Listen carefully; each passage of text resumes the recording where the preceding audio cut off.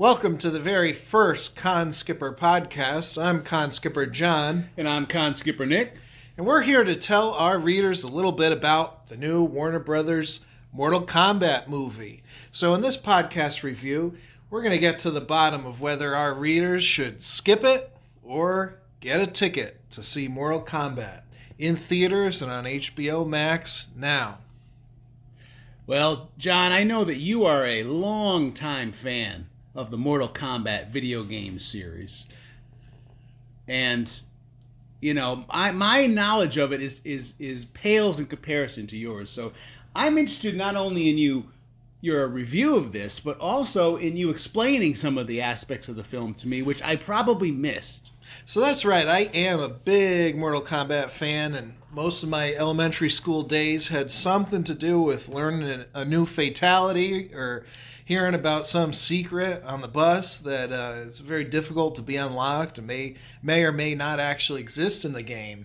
But to be honest with you, the story of Mortal Kombat is never what really kind of got me into it. I think most fighting games, people have that reaction. It's the characters, it's the costumes, and it's the gameplay when it comes to a fighting game. So video games are historically difficult to bring to the big screen. Right. And Mortal Kombat, they've had many attempts at this point of making films, and they all have their pros and cons. Many of them have more cons than pros.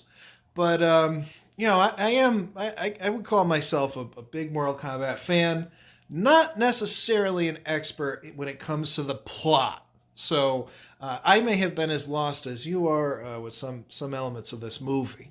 Okay, well that's good to hear, because at points I wasn't really sure what was happening, and I understand too that probably, well, of course, as you said before, adapting video games has not been easy for Hollywood, particularly games that are just basically two martial artists fighting each other, and like you said, perhaps those games are less on story because it's all about the fights.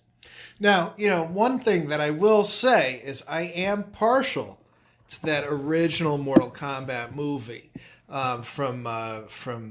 Was it 95?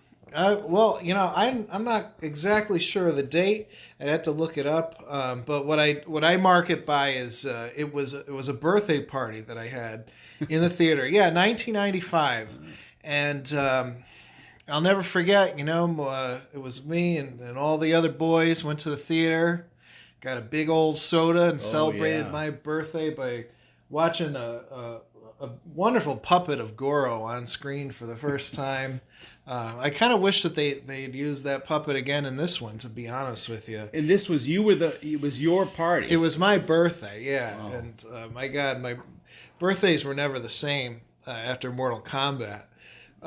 This movie did take a couple of little pieces from it, particularly the song. They remixed the song for the end credits. But the first movie kind of set the tone, I think, for what could make a successful Mortal Kombat film, because it was campy, but it took itself seriously enough within kind of the world and the lore of Mortal Kombat. I think that this movie has some of those campy elements to it.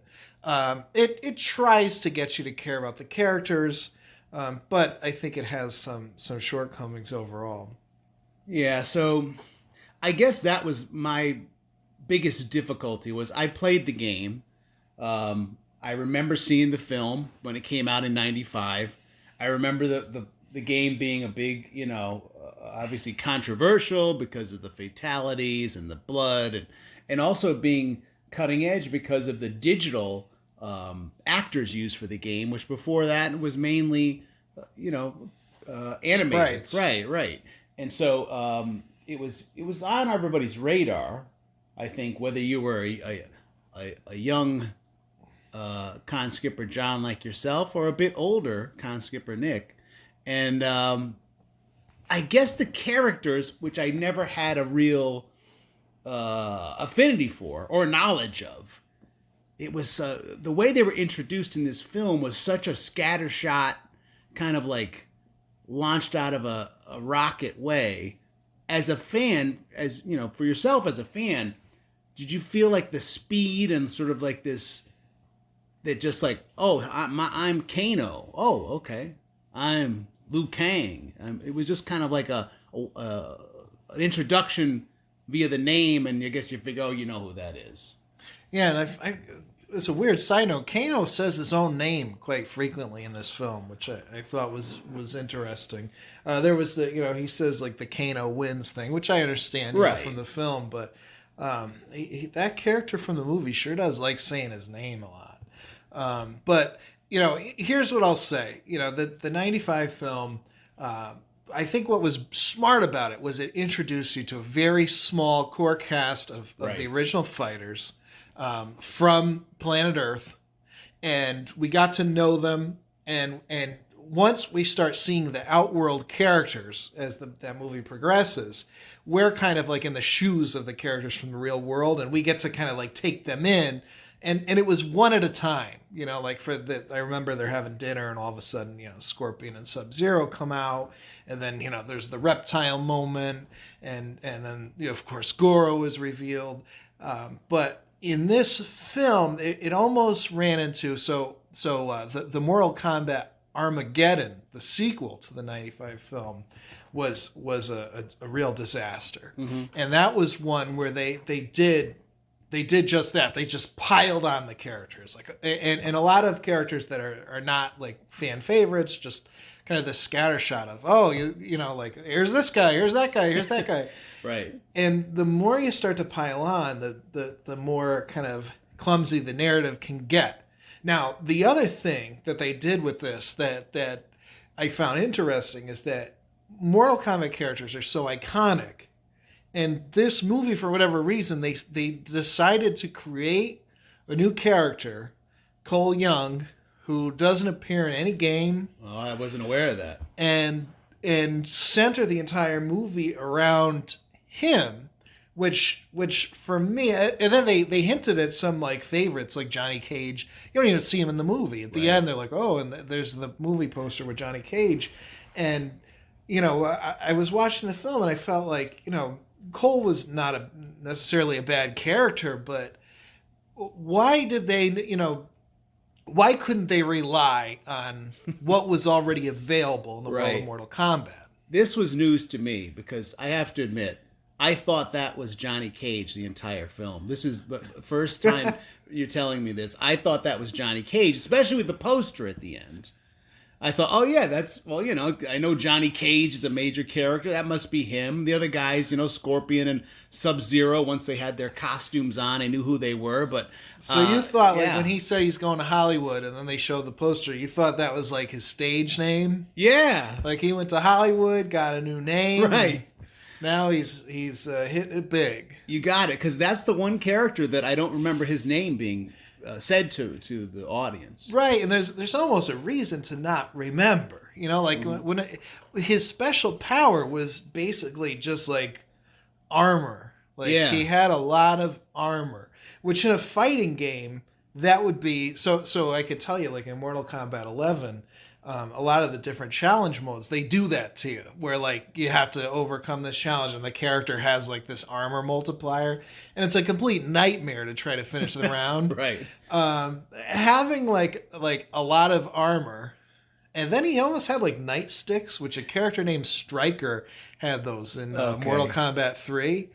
But it wasn't as iconic as the kind of character designs that you see in the Mortal Kombat games. Right. As I said to you before we started the podcast, you were going to have to inform me about a lot of these differences. And that was one that did stand out to me because as I was watching, I said, I don't remember a guy with like a golden armor suit. And then I said, again, I don't have a great knowledge base for it, but now this is making a lot more sense to me. Yeah, there's a good reason why you don't remember. Right. The other thing is, I think you might have remembered some of these characters better if the film was comfortable leaning into the assets again of Mortal Kombat that make it a great franchise. And for me, it's got a lot to do with the costumes and the character design. Mm-hmm. And I think every fighting game that's out there, right? If I were to mention a character to somebody who plays the game, the first thing that they're going to remember is what they look like, Sure. what they're wearing, if they have, what kind of like special power they might have related to their costume, and this movie seemed afraid to lean into that. Mm-hmm. Not all the characters' designs were terrible, but they made some bizarre choices. Like for example, with Kano, who looked very different. The actor of the film, Josh Lawson, I thought he captured kind of the personality of Kano, and that he was like sassy and a jerk and rude and everything. Right. But Kano's never looked like this in the game. And Kano looks different in a lot of characters. A new sequel comes out and they change what the character looks like. But the consistent thing about Kano is that part of his face has a metal plate in it, Right. and a red robotic eye, and that's what the laser comes out of. And in this film, they like kept wanting to, like, they would lean closer and closer to it, like he gets scratched on his face, and then he's angry and he's shooting the beam out, and it's. For me, it's like, why not just put the plate there? That's what we know him for, know? Even, and again, I remember using that character when I played the game in the arcade or at home, and that was something that definitely stood out to me. He does not have that. I figured, okay, he's scratched. They're going to put the metal plate on him. Okay, they're explaining this in some fashion, and they never go there. And some of the characters got very close to it. Like, I thought that Jessica McNamee, who played Sonya Blade, she looked like Sonya Blade. She looked like the Sonya Blade from the original film. She looked like the Sonya Blade from the games. And she had the personality of Sonya Blade, and it was a great fit. Mehcad Brooks as Jax, same thing, except, again, like, why did they have to give him those, like, weird, tiny, the little arms, scrawny robot arms? And maybe I'm not a stickler for, something matching the source material perfectly. But I think you're right about the costuming and some of the things that when they start manifesting their powers, you see this guy with like alligator arms, right, for his cyborg arms, and I think what, and so his power is. He grows these cybernetic arms into full arms? Like, that's the power? It felt like the whole film was just like, instead of just introducing you to this fantastical world of Mortal Kombat, the whole movie was building towards it. And then it's going to get to what you know. Right. And as far as I'm concerned, I want to see what I know. Just like when Mortal Kombat 11 came out, all the stuff that I knew about these characters was there. Right. And then they would come out with new characters as downloadable content. It's like, oh, here's Melina, and it's what I expect. Whereas in the film, they kept building up to it, and they introduced this other thing. Not only do they have a new protagonist, but there's this device in the film called Arcana, which is the as you kind of alluded to, is this idea that they don't have the special powers immediately. Right. It's something that they have to unlock within themselves, which I also found to be very weird for what's called basically a standard special move in the game. Everybody's got like one thing they could do, shoot some kind of a projectile or whatever. And in this game, in this film, the whole thing was about like, oh, you have to unlock this move. Right, which is a video game standard, but it's not really a thing for Mortal Kombat. No, I mean, the closest where it might have made some sense is like some of the more complex fatalities in the games are like when they get into like brutalities or friendship moves or things like that. Those sometimes have to be unlocked in the game. Okay. So like maybe like it would have made more sense. Like remember when Liu Kang all of a sudden he conjures up the dragon? I remember, yes. Maybe that's something like you unlock. Yeah, special ability or... But, between that and then like the birthmark and like some people had like it seemed like they were adding a lot of devices that didn't need to be added. It kind of reminded me not only this issue I had with the costuming, but also the story devices. Right. Reminded me of like remember the Super Mario Brothers movie with Bob Hoskins and Yes, John one of the first Leguizamo. video ones. Yeah. Yeah, and well, I mean, it had some of the same things, right? Where like the art design, the characters of the game weren't good enough to make this film, so they come up with their own, Right. right? And then the other thing is they remember they had to get they got these special jumping shoes to jump high. Yes, explain it. Yeah, and it's just, as far as I'm concerned, Mario can just, and especially Luigi, Right. can jump high, and that's all I need. That's all you need. You don't need an explanation. Right. And in this case, it almost shows a sign of like not being comfortable enough with the material, right? Or like in the Star Wars films, right? The all the Jedi warriors, they could jump high too. Sure. Right? And it's just like it's not really, maybe it's explained a little more in the prequels, but the first time that we see Luke Skywalker hop in Return of the Jedi, nobody's questioning like, oh, did he unlock the this special power? Yeah, and I think we're at a place with fandom right now in terms of those who are going to see these adaptations that we don't need explanations for these things. Like you said, we don't need to know why this guy can jump high. We don't need to know why his he has a laser eye. I think just having a laser eye is enough for the fans because again, I have some familiarity with the game, but I imagine that most people are going to see this movie are not walking off the street or turning on HBO Max and saying, "Oh, I've never heard of this before." And it seemed like parts of the movie seem to cater to an audience which I don't think is ever going to access this film.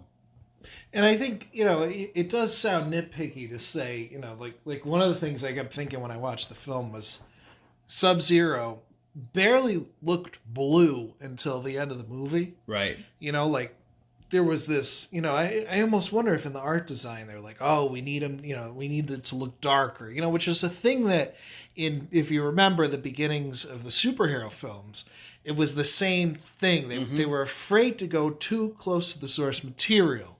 And they wanted to then, let's go for like a darker, grittier look. Let's make a leather suit. Yeah. And in this case, I feel like everything, and especially because this is based on a video game that's so visual to begin with, it's all there in the assets. Fans know what Goro looks like. And in fact, the files are now so complex in these modern games that you could probably port a lot of that stuff over into a film. And and when you're talking about the characters, like we have these ideas in our heads of what their costumes look like. That when you change the costume too much, you end up losing kind of the spirit of the franchise. Yeah, I mean, as you said, we're at a point now where the CGI and the graphics in the games are very, very close. And so it would be easy to bring over those images or just make the images fit the medium. And I think that's one of the, and as you said, like, it's an aesthetic thing, but it means a lot to fans for the characters that they've experienced in a video game, in a comic book, in a cartoon, to look like the characters on screen in real life. And that's why I think, for me, one of my favorite parts of the film was when we finally got to see Scorpion and Sub-Zero fight. Right. Because it was the closest to like what the video game is about. Yeah, that's what I thought when they finally, and again, it's a simple device, but like, again, you don't need a whole lot of backstory, I think, to set up a game or a film that it's just about kung fu fighting. And so when they decided to pair off like you would in the game, so okay, this one has their opponent, this one has this opponent, and yeah, the final fight with Scorpio and Scorpion. Sorry, Scorpio is from The Simpsons. Hank Scorpio, right? Yeah, he would. Yeah. Albert Brooks would have been well served in this film. But we have this when they face off against each other, along with this new character, which is news to me in the last 20 minutes. I thought that fight was probably the best in the entire film. and seem most like a video game. Yeah, and in terms of like that idea that we keep kind of bringing up, that the filmmakers almost didn't seem comfortable enough with the source material, or that the audience would get it. There was a very weird part for me, where Shang Tsung begins to do his famous move, right, where he takes Kung Lao's soul. Right. And while that was happening, right, he literally does the thing from that we know from the first movie, and Right. He says, "Your soul is mine," and this green kind of Comes out of the CG body. stuff comes Yep. out, and they cut to Cabal in like one of the other fights, and he knows it's happening, and he says, Yeah, how? I don't know. I forget who he's fighting, but he's like, "Oh, I love this part. He's gonna take his soul." And It was his yeah, the pal. sound. It was his buddy, Liu Kang, right? I think he was fighting at that point. Yeah, Okay, he's gonna yeah. take his soul, and but like he had to tell what was Yes. happening. That it's almost like they weren't comfortable enough that showing it You would wouldn't be enough. understand. Yeah, and one thing, and you can clue me in on this. Cabal, to me, he's like this robotic man. You've seen these cyborgs, but yet he talks sort of like a guy from the Lower East Side of New York. Like, is he supposed to have that type of a voice? It didn't seem to fit that character. Yeah, I mean, it was, Cabal is kind of all kind of burnt up and everything. Sure. In the game, so yeah, I kind of would imagine it would be a little more gravelly, perhaps. Right. Which that's not to say that a different, you could have like some of a different take on it, but Sure. And that costume was actually the closest to what you could see to the game. Right. But it just the over explaining of things.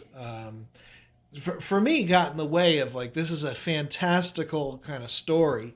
Why do you want to make it any more convoluted than it needs to be? Yeah, because just the basics, as far as I'm more of a Street Fighter guy. That Street Fighter is definitely a franchise.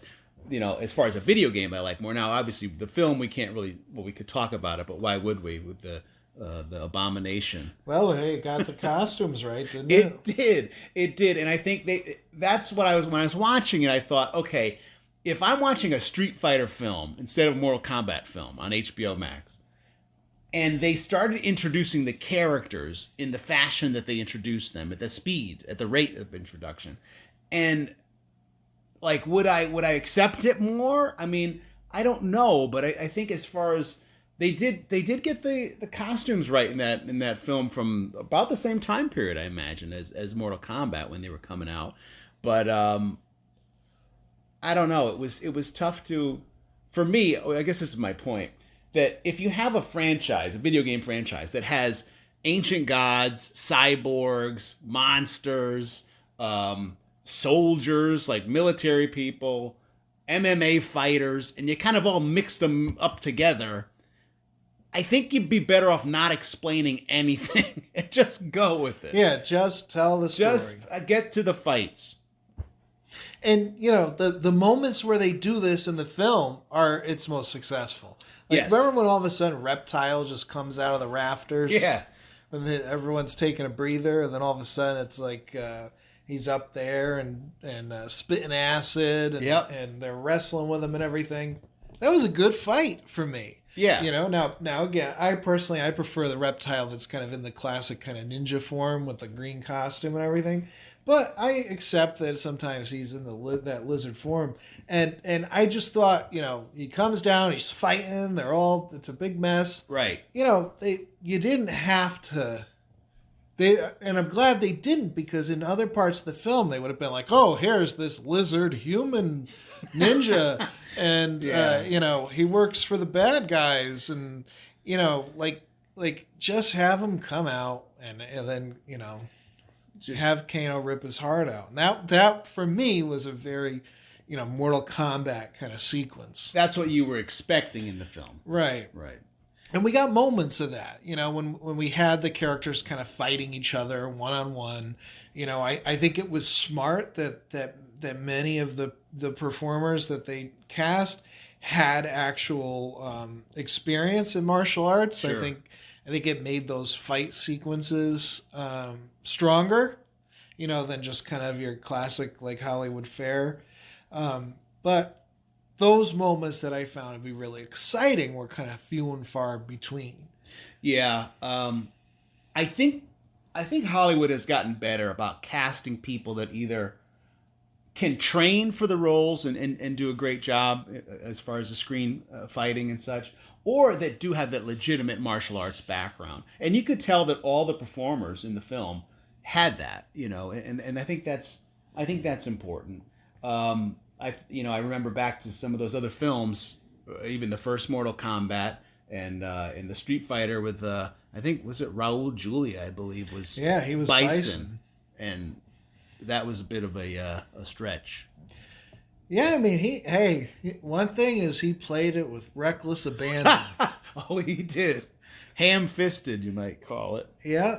But he did, yeah, true. Now, part and parcel to Mortal Kombat is, and of course what really sort of like helped promote the game back in the early days, was the level of violence. Yes.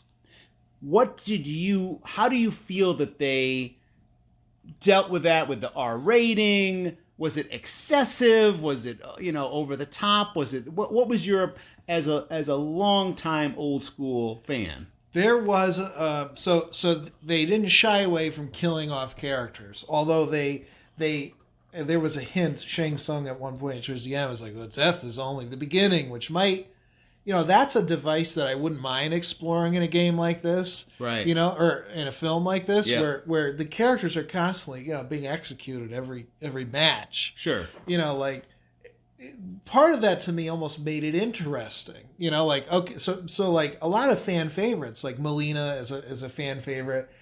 She gets killed off, and it might be interesting, well, what if she comes back, especially because her sister Katana wasn't in the film at all. If there's a sequel, that's right. Yeah, that'd be fun, yeah. Oh, here they are, either they've been resurrected or they're kind of undead like they've done in some of the games. So I thought it was interesting how they did not shy away from killing off core characters. There was a fatality in the film that I did think was a little excessive, like where there were intestines were involved at one point, you may recall. Yeah, it was a little too much. And my first take was like, wow, that was like a little over the top. And then I remembered that I've played hundreds of hours of Mortal Kombat 11, and every fatality in the game is like 10 times more excessive and disgusting than what they did in the film. Yep. So, I don't know. I mean, that's a part of the game. I got to be honest with you. It's not like when I was a kid, it was definitely one of the reasons why I loved the game. Sure. Here was these things in the game that your parents didn't want you to be playing and didn't want you to see and everything. And all of a sudden it's like, oh my God, you could do this. What? And the modern games have really taken it to the point where, the fan base is divided, where some people, oh yeah, that's fun. For other people, when you're playing it for like hours and like you see the same fatalities over and over again, they sort of lose their impact and you don't, not everybody's, playing it for that reason. So I understand it is an important part of the movie. I didn't really think that it was too much. I also, I knew that James Wan, was a producer of the film, and his early Saw, was very gory, graphic, sure. And we got to see a little bit of that in this film. Part of me thinks if you're going to see Mortal Kombat, it's got to be in there. Yeah, I guess it does. I mean, again, that is what brought the game, for better for worse, to prominence.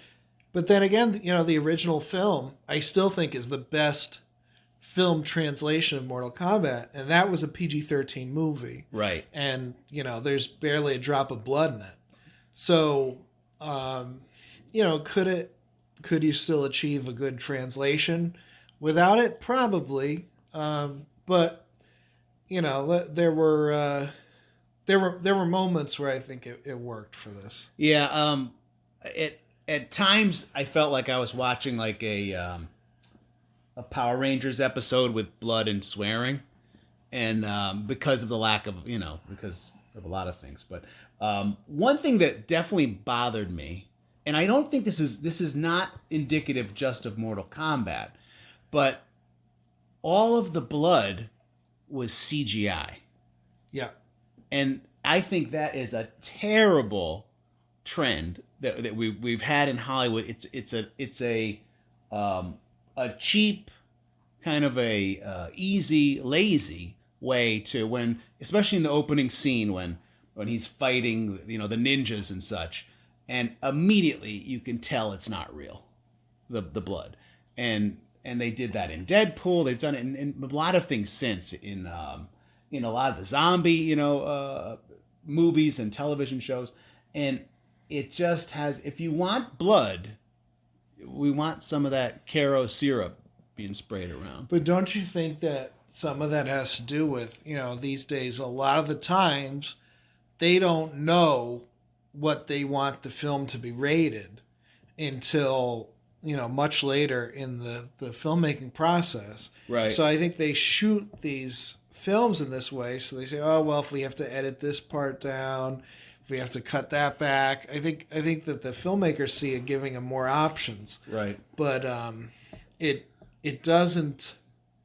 certainly doesn't come off as maybe not realistic, but it's hard to it could take you out of it. It can, and perhaps too with the international audience, because I don't know if that would pass the censor boards in China for the excessive blood and such. So maybe that's, obviously, if it's CGI, you just go right 30% less, right? Or erase it. Yeah, I could get rid of it. Change the color they do sometimes. Like all of a sudden, it's like a monster blood. Yeah, I mean that's the old. I remember as a kid reading the Conan comic books from Marvel, and all the blood was black. As a way just to avoid the old comics code. So it was. It bothers me. That's, again, not so much a Mortal Kombat thing, but if you know you're going in that direction, I think the squibs and such would be much better used in this way. But that's a different argument for a different time. So if you are not as into this franchise as I am with it, and I can tell you, as someone who's a Mortal Kombat fan, I was looking forward to seeing this movie. I was very excited about it the first 40 minutes, I would say. Mm-hmm. I was still just kind of like my anticipation of the film, and also the introductions of all the actors. I was excited to see them as they came on. Okay, here's Sonya, here's Kano. The middle part I was not as thrilled with. And then at the end of the film, especially the Scorpion Sub-Zero fight, that was kind of made me excited again. I think that waiting for Scorpion throughout the whole film was kind of the same thing with waiting for all the characters to just kind of get to where they normally are. Like Jax finally gets his arms. Big arms. And Sonya finally gets her powers and everything. It was another one of those devices, like, oh, Scorpion's going to get here. And then he gets there, and it's, it just felt like it was too late for me. I would have loved to have seen him much more in that movie. Yeah, I mean, he's such a iconic character. I think those two are the ones that they're on the poster, right? I mean, the split face, and you only get to see them in the full costumes with full power sets for maybe 5 minutes at the end of the film. Right. And I kind of, I just wish it happened sooner, right. And the same goes for everything. Goro again appears for probably 5 minutes, and and he's kind of thrown into the mix with no introduction. And if you were to tell me before this movie came out that like, where's Goro going to appear? If we were all going to take bets, Yeah. I think he's going to appear, at the final stage. I think he's going to be in the temple in the Outworld. For it to be like, for him to appear, nobody would have guessed. Oh, I think he's going to appear in an old barn. That would have been paid the most money on the bet. Yeah. Yeah, I mean, he is, and I, as I just said about the other two, I mean, he's also so, he was on the side of the arcade game, he was, oh, look at this guy's got, it's a monster with 4 arms, and, I mean, yeah, he's the final, he's the final boss, right? And the first film has this scene where there's this big feast. And Kano's sitting at this table eating like a turkey leg and not taking things seriously and everything. And Goro's sitting there on his throne, like looking on, and they get into an argument of some sort. But right, they almost like they gave him these sort of like regal qualities that I as a young kid would attach to Goro. This is the prince. He's I believe he has like multiple wives. If you read like the little instruction booklet that came with the game, and and in the game, of course, you couldn't play as him, and he was like the second to last character. Like you get to him once you've reached kind of the top, right? And to have him like all of a sudden he's just some brute that's gonna like chase down a character. It just didn't fit the sort of the qualities that you'd associate with him. His purpose was really just to manifest that character who I thought was Johnny Cage's powers. Cole Young. Yeah. Cole Cash. That's a different character. And I don't think that there's going to be fans saying like, we want Cole as a downloadable character in Mortal Kombat 11, or like Cole needs to be the star of Mortal Kombat 12, and that's nothing against the actor Louis Tan. I thought he did a totally competent job in the movie. Sure, he was fine. It's just like you said, like if he just was in the role of one of the characters from the game, I think we'd probably, be a little more attached to him. Yeah, and the characters we want to see, both I think on screen as well as in these fighting games, are the more exotic characters. When you have so many that are just, like the human, Bruce Lee prototype, right? They're great. Bruce Lee is great, to play with that type of character. But we want more exotic, more interesting looking characters, and yeah, no one's going to be clamoring to add the guy with the gold armor to any games, I think, coming up.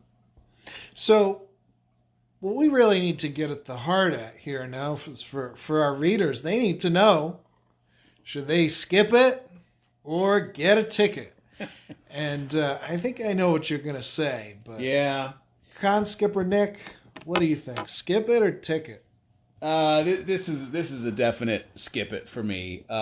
Again, I entered this experience without really a dog in the fight. I'm not, I played Mortal Kombat. I've enjoyed it when I played it. Again, more of a Street Fighter guy or a Tekken guy, but I love a martial arts film. That's for sure. I mean, if it was just something that could have appeared on Kung Fu Theater at some point, I mean, I would have enjoyed it.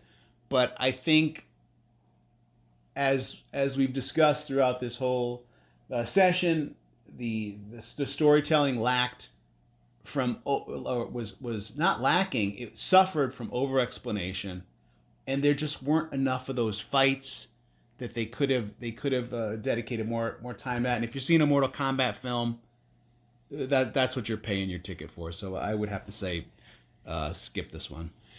My answer isn't as concrete, even though we have these skip it or ticket rules. I understand. I think what I have to say is if you're a Mortal Kombat fan, you're going to want to see the movie, and I think you should see the movie.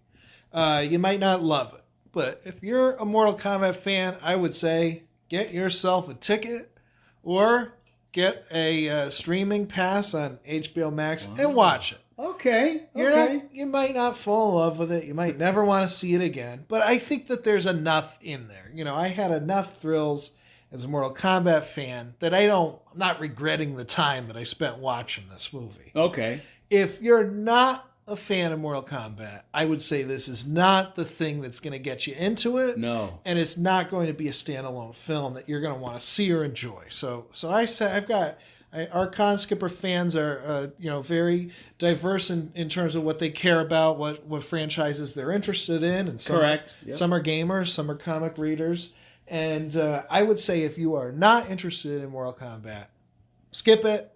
If you're if you're a big Mortal Kombat fan, give it a watch. You got to check it out, I guess, just to, especially for me, what was lacking was that nostalgia factor.